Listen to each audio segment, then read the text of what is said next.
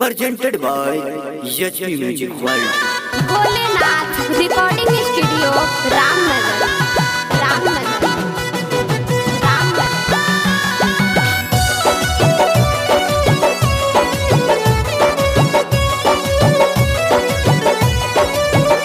बड़ी मन करे हमार घूमे माई के दरबार। अरे यार बड़ी मन करे हमार घूमे माई के दरबार। अरे हमरो तो सरधा पूरा दो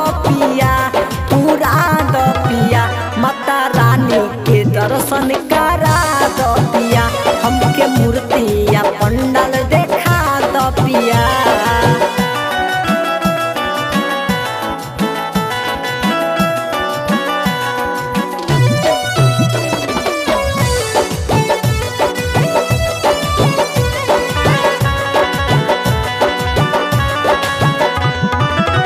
मंछा छापर में किनब पूजा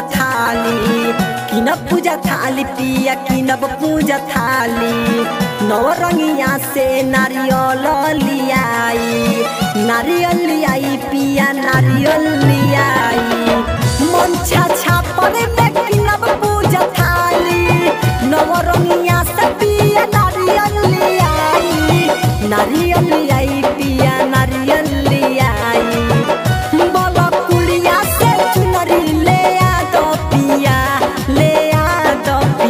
माता रानी के दर्शन करा दो पिया। हमके मूर्तिया पंडाल देखा दो पिया।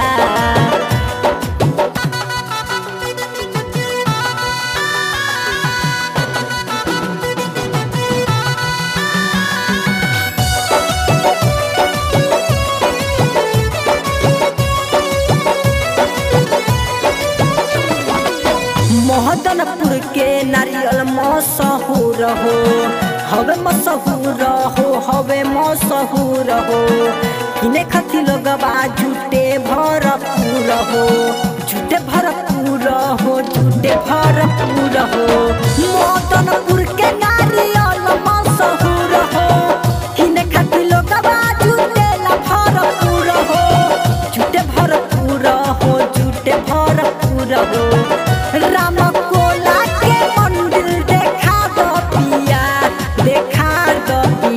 माता रानी के दर्शन करा दो पिया। हेतिमपुर के फुलवा तुला दो पिया।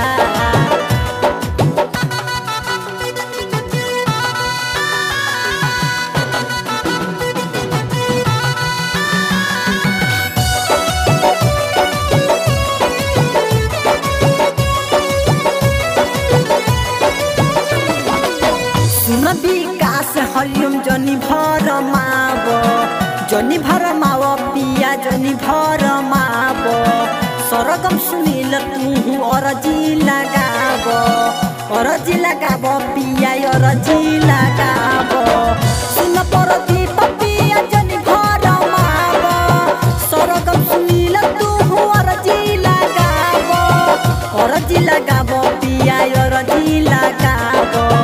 भोले स्टूडियो में पचरा गावा दो पिया। पिपरा के तू मेला घुमा दो पिया। तेरा बहाली के दर्शन